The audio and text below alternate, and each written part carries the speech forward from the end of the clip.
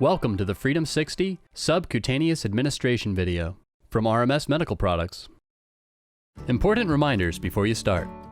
You can replay this video as often as you like. Always make sure you have all the supplies you need and that they're the right ones. Always wash your hands thoroughly and use a clean preparation surface. Always check for blood backflow. To ensure a long, trouble-free life for your pump, always start by winding the knob until the black tab is at the end of the track. Never begin an infusion unless you're certain the disc lure is firmly seated in the pump. If your sterile supplies might be contaminated, start again with new supplies. With the support of your clinical care team, you can succeed.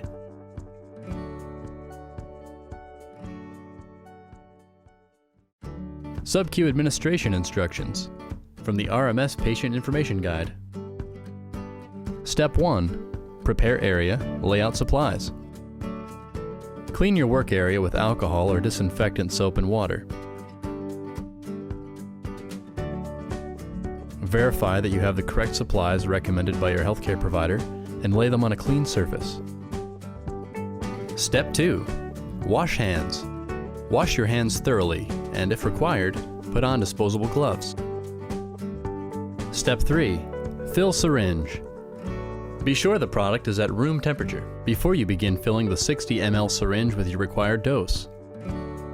Refer to the manufacturer's instructions or ask your provider for more detailed filling instructions. Step 4. Verify tubing and needles. Again, verify that you are using the correct tubing and needles recommended by your healthcare provider and prescribed by your doctor. Step 5. Attach tubing to syringe. Open the packaging that contains your precision flow rate tubing. Remove the sterile cap from the lure disc end of the FREEDOM60 precision flow rate tubing set and connect the tubing to the syringe. Step 6. Attach tubing to needle set. Carefully unfold your high-flow needle set. Remove the sterile caps from the ends of the high-flow needle set and precision tubing set. Connect the sets together, using care not to contaminate the ends. Step 7. Ensure black tab is at the end of the track. Make sure the pump is off and that the black tab inside the Clearview syringe shield is at the end of its track. If the black tab is not at the end of its track, wind the large knob clockwise. Step 8. Load prepared syringe into pump. With syringe gradations facing up, load the syringe and its tubing into the pump. Make sure the lure disc end of the flow rate tubing is fully seated in the pump's nose. Step 9. Priming needle set. Turn the pump switch to on. The black tab will travel down the track until it makes contact with the syringe. To stop flow to the needles, turn the pump off and wind the large knob clockwise until the black tab is clearly not touching the syringe. The goal is to prime or preemptively fill the tubing, but to stop the flow about 2 inches short of the needles. To minimize site irritation, it is recommended to insert the needles dry. Step 10. Inserting needle. Select your infusion sites, cleanse with alcohol, and let dry. Carefully remove the plastic shield from the needle tip without touching the needle. Pinch the skin and insert each needle into subcutaneous tissue.